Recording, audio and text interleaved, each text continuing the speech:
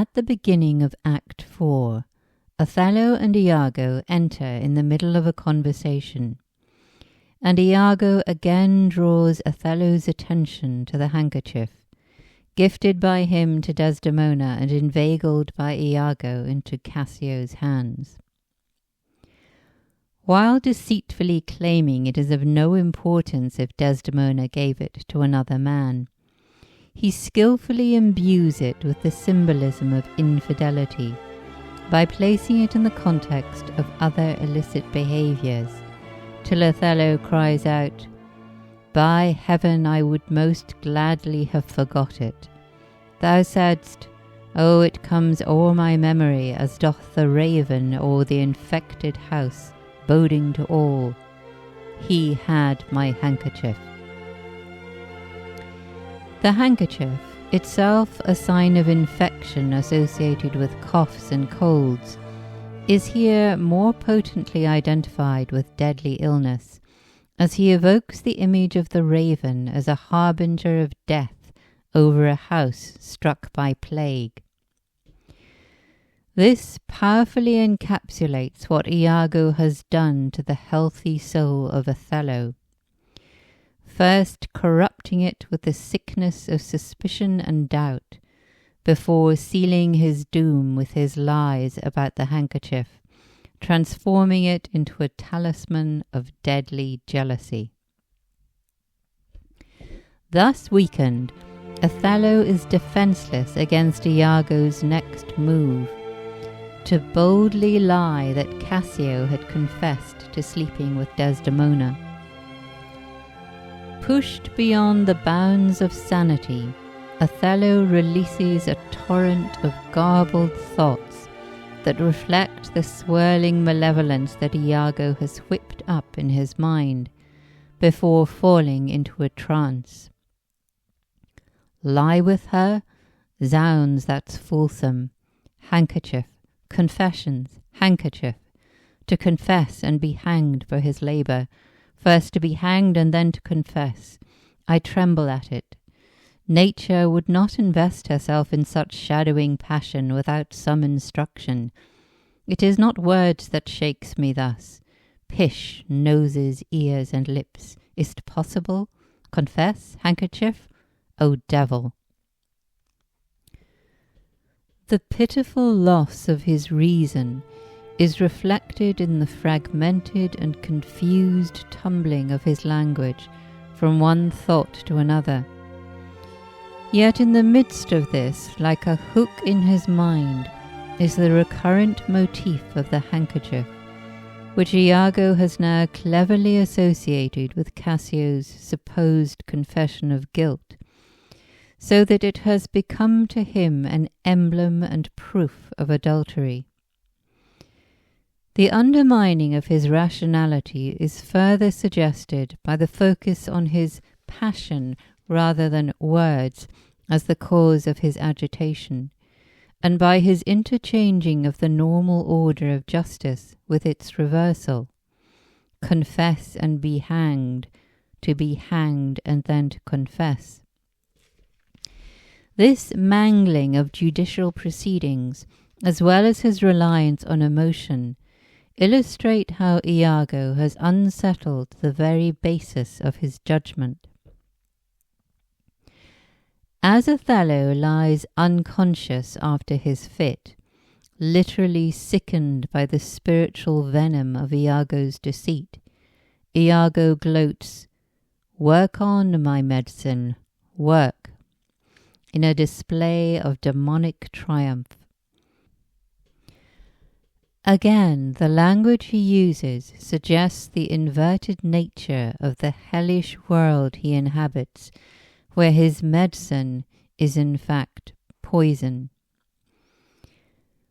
When Othello awakens, still stricken by Iago's devastating lie of Cassio's confession of an adulterous affair with Desdemona, Iago realizes his advantage over the now broken general to take full control of the situation.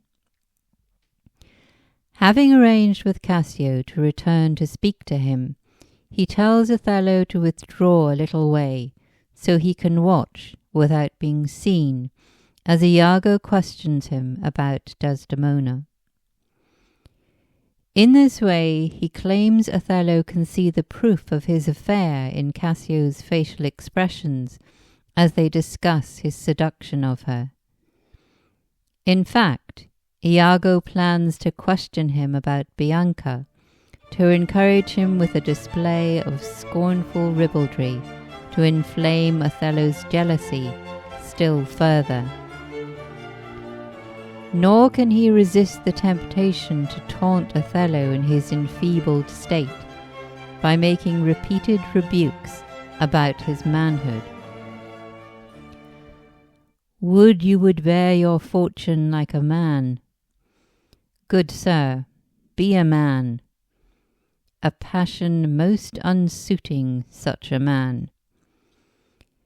And finally, as he implores Othello to restrain himself when he watches him speak to Cassio, "Marry, patience, or I shall say you're all in spleen, and nothing of a man."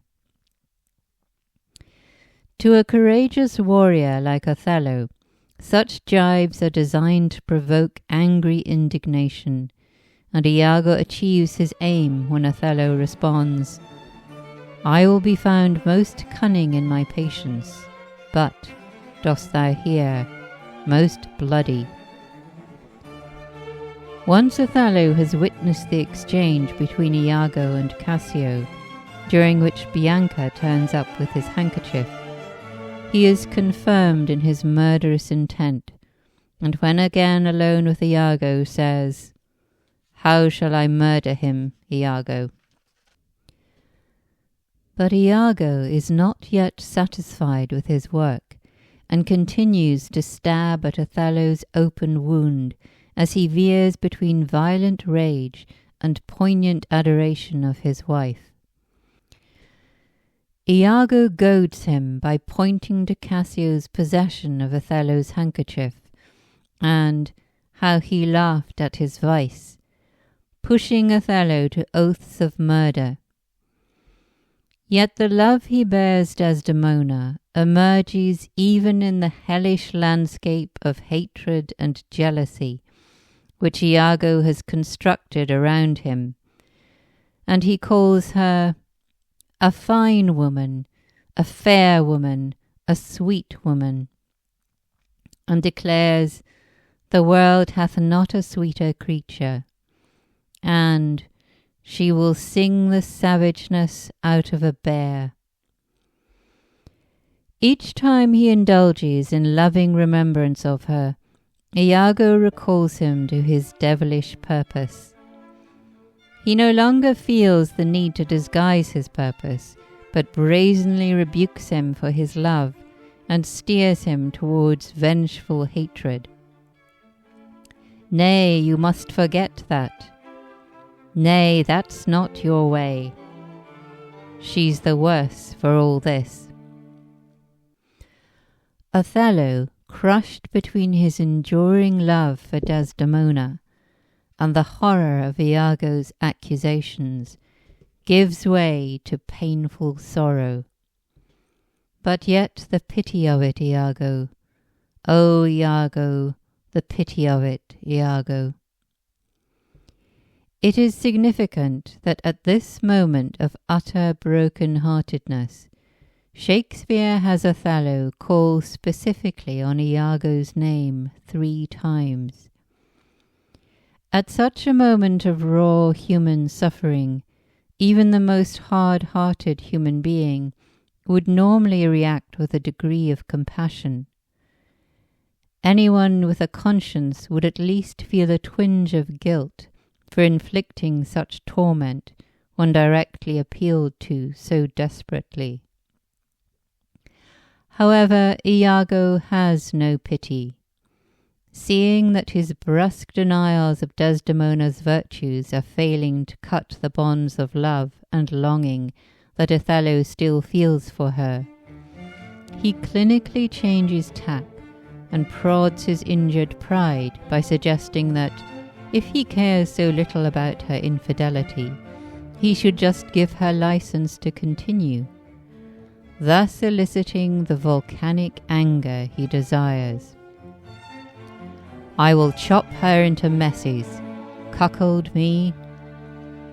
As he declares his intention to poison her that night, Iago, now sure of his dominance over him, tells Othello, do it not with poison, strangle her in her bed, even the bed she hath contaminated. This sadistic request reveals the harrowing depth of Iago's evil. It is not enough for Othello to kill her by indirect means.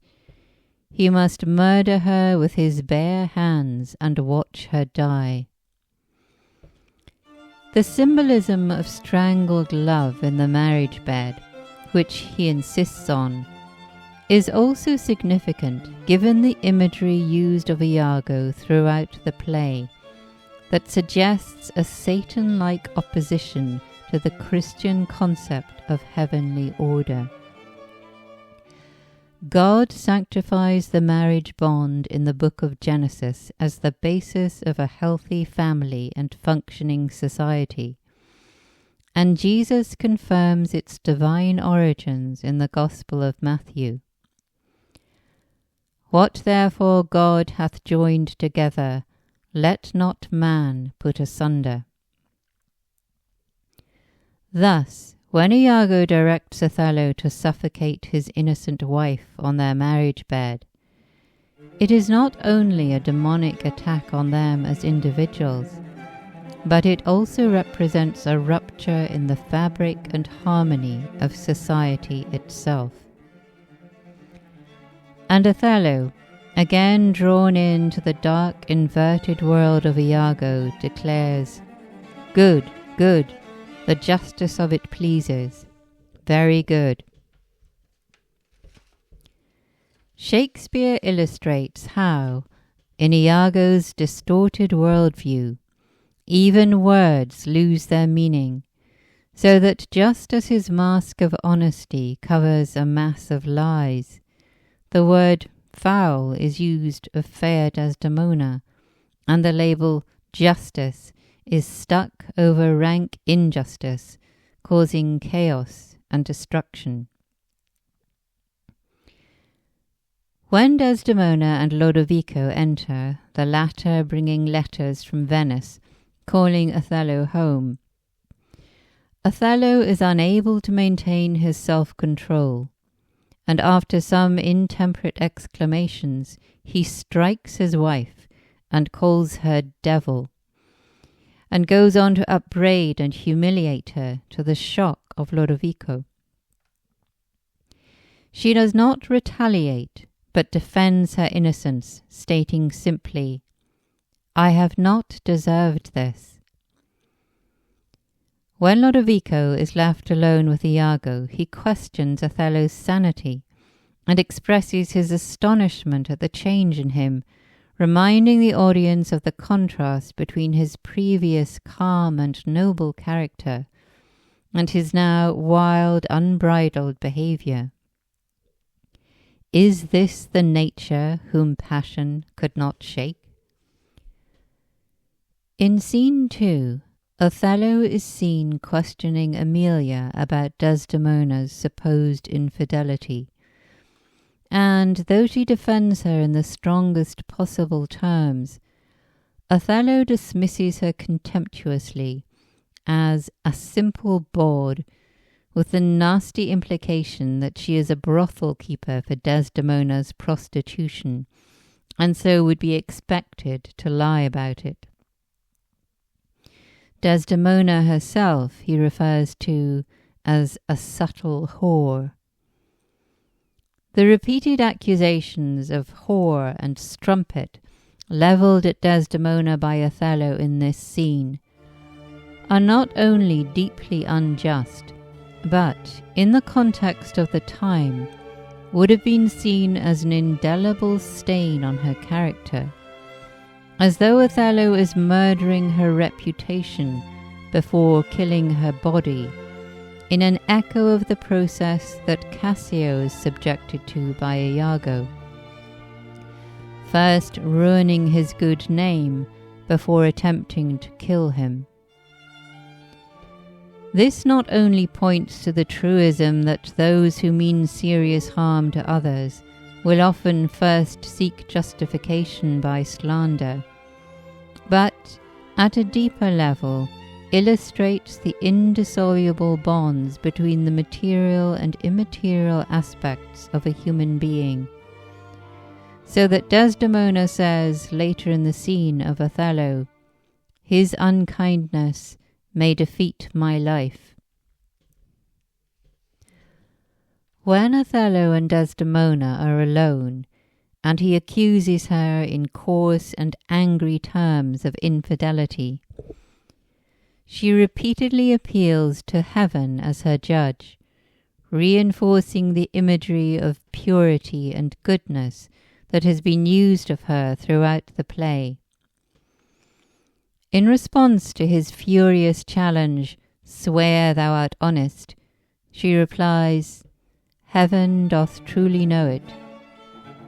When he accuses her of being an impudent strumpet, she counters, "By heaven, you do me wrong." He questions her relentlessly, "Are not you a strumpet?" To which she replies, "No, as I am a Christian." And, "What, not a whore?" To which she asserts, "No, as I shall be saved." When he still doubts her, she cries out, "O heaven, forgive us." Thus Desdemona reveals the bedrock of her beliefs. The strongest assertion of her identity she can make in refutation of Othello's accusation is as a Christian, and she stakes her eternal future on the truth of what she asserts when she says, "As I shall be saved." It is as a Christian that she orients herself towards heaven as the point of absolute truth and goodness, where God is the arbiter of all things. It is interesting to contrast this with Othello, who has almost made a god of her. In speaking of the shattering of his feelings for her, brought about by Iago's lies, he says, "There where I have garnered up my heart, where either I must live or bear no life, the fountain from the which my current runs or else dries up, to be discarded thence or keep it as a cistern for foul toads to knot and gender in." This is a touching and pitiful expression of his devotion to his wife, now tainted by his misguided belief in her adultery. It is interesting to compare it to the biblical language of Jeremiah. "For my people have committed two evils. They have forsaken me, the fountain of living waters, and hewed them out cisterns, broken cisterns, that can hold no water." Here the fountain of living waters is God, but for Othello the fountain is Desdemona. This is a very human mistake, but it leads to disaster, because when he is tested by the demonic Iago, her virtues cannot serve as a check for all his flaws of pride, self-doubt, and jealousy. That would require divine grace, and without it he constructs a cistern in his own mind, populated by the foul toads of Iago's lies. And in a bitter blast of sarcasm in response to her denials, he declares, "I cry you mercy then. I took you for that cunning whore of Venice that married with Othello. You, mistress, that have the office opposite to St. Peter, and keeps the gate of hell." He had believed that she held the keys to heaven, and when his faith in her is undermined by his foolish belief in Iago, he furiously condemns her as a servant of the devil. By contrast, Desdemona knows that men are not gods, and so her faith in truth and goodness is not shaken by any behavior of his, and with heaven as her guide, is able to be loving even in the face of his foul taunts and vicious actions. When he is gone and Desdemona is with Emilia and Iago, she seems stunned and bewildered by Othello's harsh accusations, unable to conceive of why he would do such a thing. The more worldly Emilia has a better idea and declares, "I will be hanged if some eternal villain, some busy and insinuating rogue, some cogging, cozening slave to get some office, have not devised this slander." Iago, whose likeness she has just described, claims that no such man exists, but Desdemona's immediate reaction is to be charitable. If any such there be, heaven pardon him. As Emilia continues to rail against the villainous knave who must have turned Othello's mind, Iago roughly berates her, "You are a fool, go to." Desdemona, still trusting him as good Iago, asks him for help to win my lord again. In a poignant parallel with the earlier scene in which Othello kneeled to make a sacred vow of bloody vengeance, Desdemona now kneels to vow her innocence and faithful love to Othello, despite his cruel treatment of her. Unkindness may do much, but never taint my love. In the final scene of the act, there is a sense of foreboding as Othello orders Desdemona to bed as he walks with Lodovico after dinner. Ominously, he tells her to dismiss Emilia before exiting, leaving Desdemona and Emilia together. The rest of the scene is an exchange between the two women that illustrates the gulf between their two worldviews. Emilia is robustly loyal to Desdemona and resentful of Othello's mistreatment of her, while Desdemona, though wistful and sad about his anger, remains steadfast in her love. Emilia displays a worldly willingness to trim her principles where expedient, as well as a strong sense of injustice with regard to the way women are treated, whereas Desdemona will make no compromise with her beliefs and prefers to suffer injustice than to take revenge for it. Emilia is an interesting character because in a sense she represents the acceptable face of Iago's philosophy. Like him, she believes in avenging wrongs, though the injustices she condemns are more egregious than some of those imagined by Iago. Speaking of abusive husbands, she says, "Say they strike us, or scant our former having and despite. Why, we have goals, and though we have some grace, yet have we some revenge." Like him, she is willing to jeopardize her eternal life for worldly gain, though not for purely malicious reasons. Who would not make her husband a cuckold, to make him a monarch? I should venture purgatory for it. She is quite as quick as Iago to fabricate a sophistical argument to justify her compromise of principles. When Desdemona insists she would not betray her husband for the whole world, Emilia retorts, "Why, the wrong is but a wrong of the world, and having the world for your labour, 'tis a wrong in your own world, and you might quickly make it right.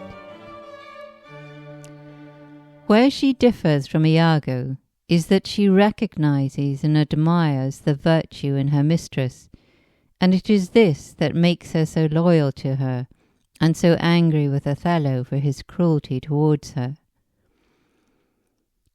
But it is only Desdemona who represents the radical Christian idea of goodness, so that when Emilia declares of Othello with understandable vexation, "I would you had never seen him," Desdemona gently responds, "So would not I.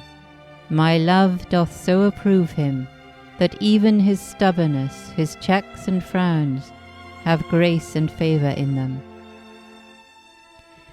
This is the Christian idea of love, not only in response to love, but in response to contempt, hostility, and even hatred. When Emilia expounds on the need to show unfaithful husbands what it is like by treating them in like kind, "Let them use us well, else let them know that ills we do, their ills instruct us so," Desdemona instead calls on God to help her to conduct herself well in spite of bad examples, rather than be tempted to follow them. "God me such uses send, not to pick bad from bad, but by bad mend." Desdemona is following Christ's example of sacrificial love. She is not naive. She clearly senses she is in danger. Having asked Emilia to put her wedding sheets on her bed, she says, "If I do die before thee, prithee shroud me in one of those same sheets." While Othello's reaction to his belief in her infidelity is violent rage, her reaction to his brutality is abiding love tinged with deep melancholy. The willow song she sings, with its sorrowful cadence that evokes a sense of woe and weeping, is emblematic of her refusal to rebuke her husband, but simply to endure her suffering with a loving heart. Her explanation of the song is significant. "My mother had a maid called Barbary. She was in love, and he she loved proved mad and did forsake her. She had a song of willow, an old thing 'twas, but it expressed her fortune, and she died singing it. That song tonight will not go from my mind. I have much to do but to go hang my head all at one side." The theme of death runs through the scene, and the imagery of her hanging her head is reminiscent of Christ hanging on the cross. There is a significant parallel, too, with Othello in the second line, "He she loved proved mad," as Othello's behaviour has become increasingly wild and irrational. For the descent into evil is also a descent into chaos and insanity.